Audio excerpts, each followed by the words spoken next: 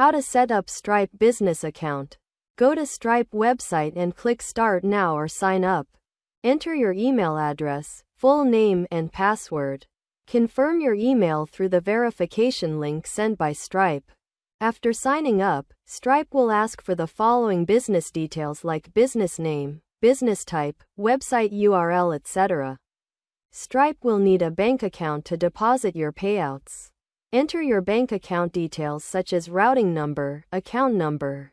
Stripe will ask for information on the business owners, including name, email, phone number, date of birth, address.